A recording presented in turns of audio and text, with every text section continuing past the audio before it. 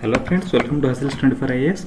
Today we are going to solve the question paper of OPSC Preliminary Examination 2021. We are going to solve the question number 1 of OPSC Preliminary Examination 2021. Okay, the examination was conducted on 16th of October 2022. The result of such preliminary examination has been published and the candidates have written the main examination and are waiting for the results. In this particular video, we are solving the question number 1. We will solve each and every question of OPSC Preliminary Examination 2021 as well as all other previous year question papers of OPSC Preliminary Examination as well as UPSC Preliminary Examination. So please stay tuned to the YouTube channel.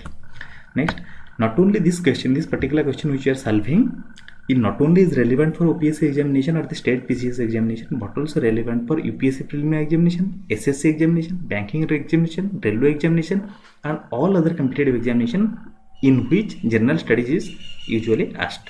Next, this is the faculty profile, that means my profile. Next, question number 1. Question number 1, what it says? Question number 1 has given us 4 statements, and the most peculiar part of this question is it has not asked whether to choose correct statements or incorrect statements. Okay, it has not asked whether to choose correct or incorrect statements.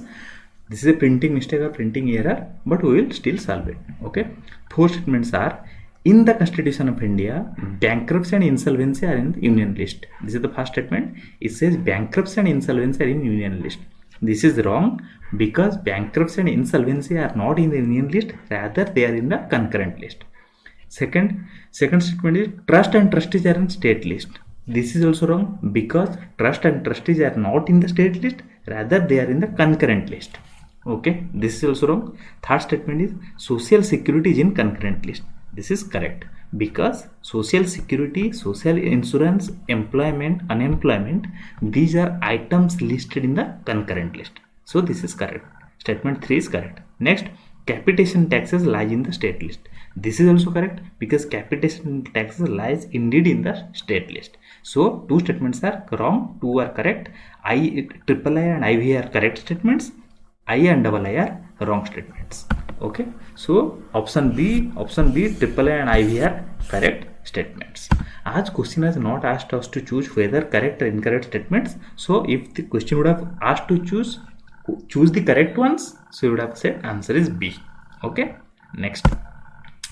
So now we'll go to the detailed answer. Okay, detailed answer says that bankruptcy, insolvency are item number 9. Okay, bankruptcy and insolvency are listed in the item number 9 of concurrent list. Item number 10 is trust and trustees. Item number 23 is social security and social insurance, employment and unemployment.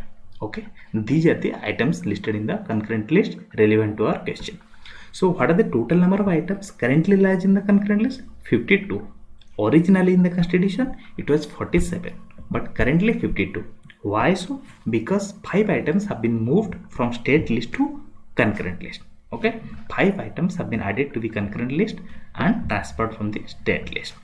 Okay, that's why the number of items in the concurrent list currently are 52. Okay, so what are concurrent list? Concurrent list highlights the items or the matters or the subjects on which both Indian Parliament and state legislature can frame laws. That's why I've written both Parliament and the state legislature can make laws with respect to any of the matters enumerated in the concurrent list. Okay, next, as you have said, the 5 items have been moved from the state list to the concurrent list. Okay, through 42nd Amendment Act of 1976. We know 42nd Amendment Act of 1976 is called mini constitution because of the large number of changes it has brought to the constitution. So the same amendment has transferred 5 subjects from state list to the concurrent list. What are those 5 subjects? Education, forest, weights and measures, protection of wild animals and birds, and administration of justice, constitution and organization of all courts except the Supreme Court, High Courts. These are the 5 items, okay, which have been transferred from the state list and added to the concurrent list. Next, what are the important subjects of the concurrent list? Criminal law and procedure, civil procedure, marriage and divorce, population control and family planning, electricity, labor welfare, economic and social planning, drugs, newspapers, books and printing press, and others. These are the important items listed in the concurrent list. Sometimes MCQs are asked regarding these items. Next union list. So we talked about the concurrent list. What are the union list? Union list contains matters or subjects on which the Indian Parliament has exclusive power to frame laws. Okay, union list contains the subjects of the matters on which the Indian Parliament has exclusive power to frame laws. Currently, there are 98 such subjects listed in the union list. Originally in the Constitution, there are 97 subjects. Next, what are the important subjects of the union list? Important subjects of the union list are defense, banking, foreign affairs, currency, atomic energy, insurance, communication, interstate trade and commerce, census, audit. Okay, these are the important items mentioned in the union list. Next, state list. So we talked about the union list, we talked about the concurrent list. Then what are state list? State list contains those items or those matters on which in normal circumstances state legislature has exclusive power to frame laws. Okay, it is the state legislature which has exclusive power to frame laws with respect to any of the matters enumerated in the state list in normal circumstances. In normal circumstances. The key word here is in normal circumstances. That means if in the normal circumstances, it is the state legislature which frames laws with respect to matters listed in the state list. Then what are the abnormal circumstances? There exists certain abnormal circumstances or some extraordinary circumstances under which it is not the state legislature which frames laws with respect to matters listed in the state list. Rather, it is the Indian Parliament which frames laws. Okay, so we will look into those 5 extraordinary circumstances or 5 extraordinary situations. Okay, now originally in the Constitution there are 66 such subjects which are listed in the state list. Currently there are 59 subjects.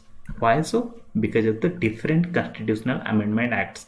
Just before a few minutes we have seen how 42nd Constitutional Amendment Act 1976 transferred 5 subjects from state list to concurrent list. So it is because of the different amendments or different constitutional amendments. Currently there are 59 such subjects listed in the state list. Originally in the Constitution there were 66 subjects. Next, what are the important matters of the state list? Sometimes MCQs are asked regarding these individual matters. Okay, so what are the important matters listed in the state list? Public order, police, public health and sanitation, agriculture, prisons, local government, fisheries, markets, theatres, gambling, capitation taxes and so on. In the question, capitation taxes has been given. The statement number 4 says capitation taxes lies in the state list, which was a correct statement because capitation taxes here we see indeed lies in the state list.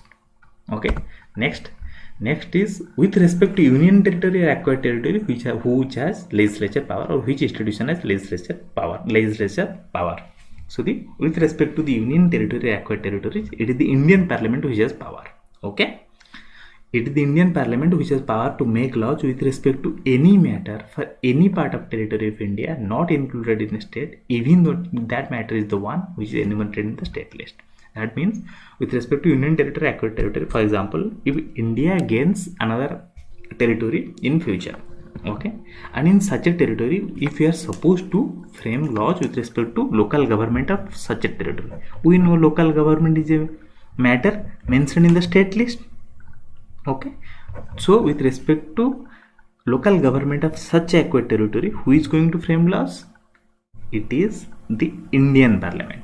It is the Parliament of India which is going to frame laws with respect to any matter for any part of territory of India currently not included in a state, even though that matter is the one listed in the state list.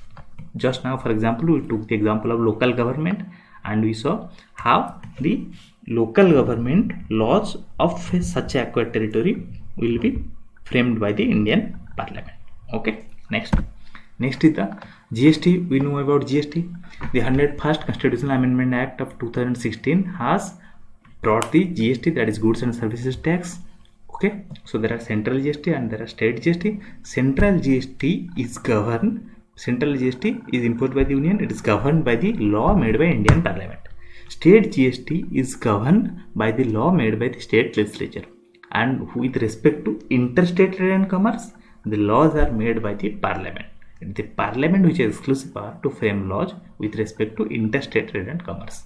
Central GST laws will be governed by the laws of the parliament. State GST laws will be governed by the state GST will be governed by the laws of the state legislature, and with respect to interstate trade and commerce, it is the parliament which has exclusive powers.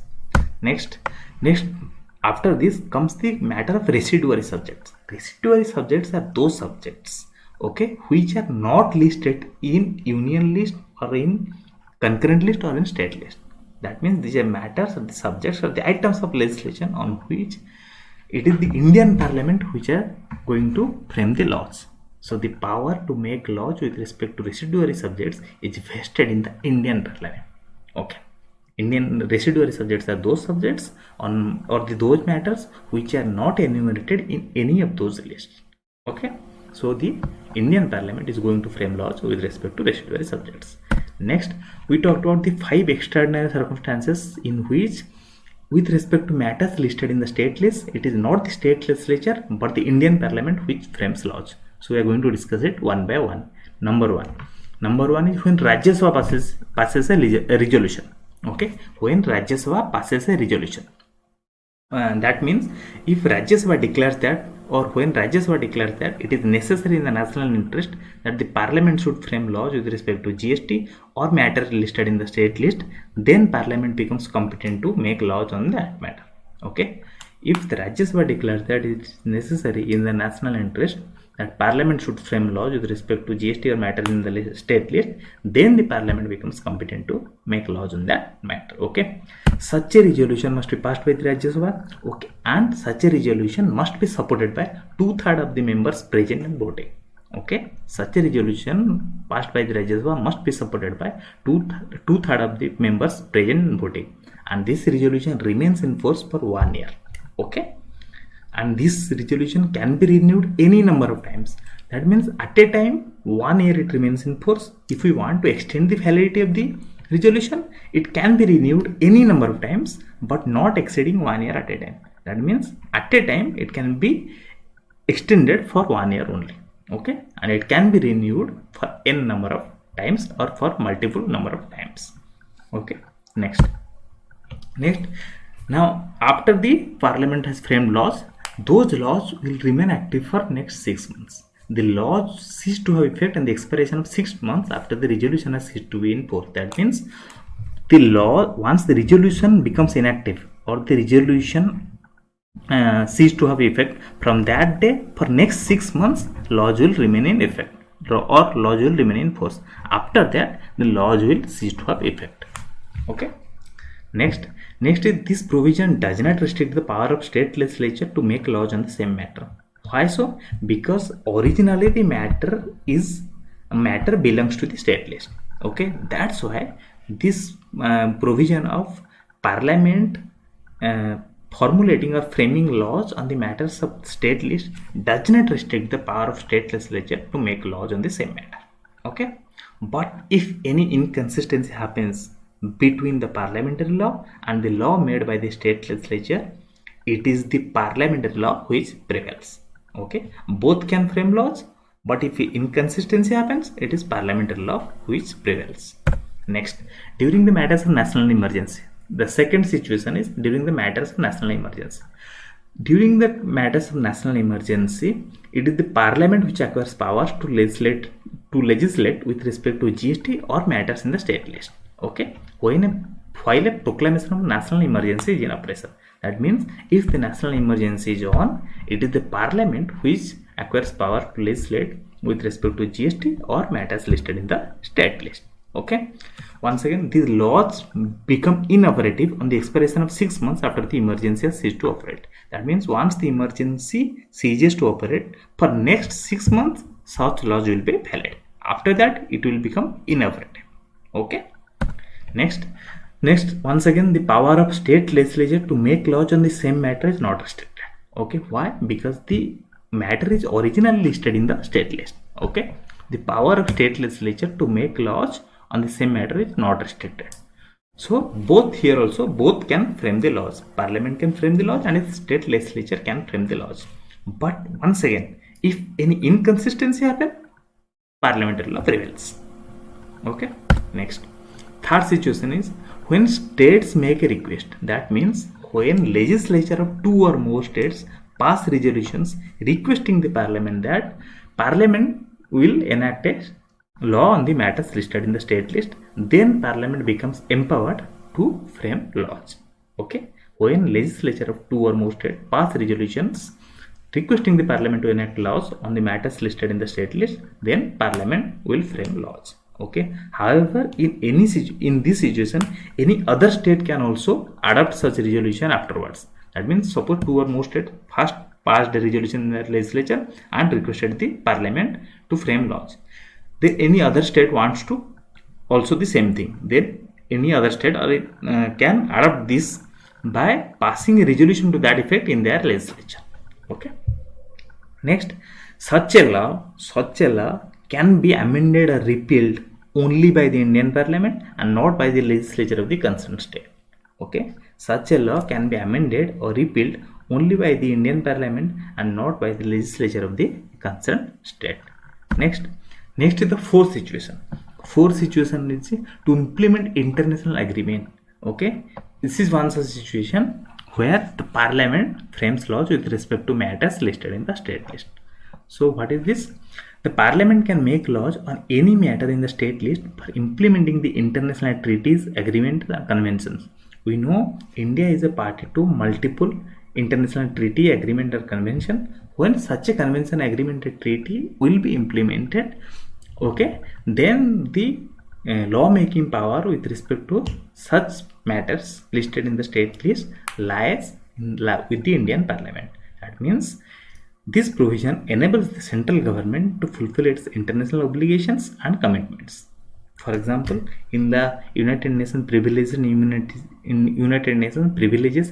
Act 1947, Geneva Convention Act of 1960, if India is going to implement these conventions and these agreements or these treaties, then Indian Parliament is going to frame laws with respect to implementation of these conventions. Okay, this is fourth situation in which Indian Parliament gets empowered to frame laws on matters listed in the state list. Last situation is number 5, during President's rule. This is very popular topic. We know Pres rule or constitutional emergency, okay, or President's rule. President's rule is popularly called as Pres rule. Okay, so during the President's rule. During President's rule or when the President's rule is imposed in a state, the Parliament becomes empowered to make laws with respect to any matter in the state list with respect to that state. Okay, during the President's rule or when the President's rule is imposed in a state, it is the Parliament which becomes empowered to make laws with respect to matters listed in the state list. Okay, a law made so by the Parliament continues to be operative even after the President's rule. That means once the President's rule gets over, the law does not get over. The law remains active. The law remains operative. However, such a law can be repealed or altered or re-enacted by the state legislature. That means when the state legislature will be convened afterwards, such a law can be modified, can be totally repealed, can be changed or can be re-enacted by the state legislature. Okay, next.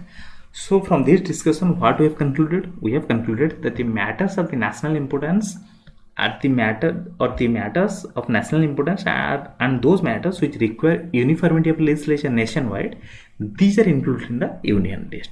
Okay. Then second, the matters of regional and local importance and the matters which permit diversity of interest, these are listed in the state list. Third, the matters on which uniformity of legislation throughout the country is desirable but not essential, these matters are listed in the concurrent list. Okay, union list, state list and concurrent list contains different matters. So we saw it. Now, so we have seen the question number 1 of OPSC preliminary examination 2021. All 100 questions will be uploaded of this particular examination as well as all other previous year preliminary examinations of OPSC and UPSC. So please stay tuned to the YouTube channel and please subscribe our YouTube channel. Thank you so much.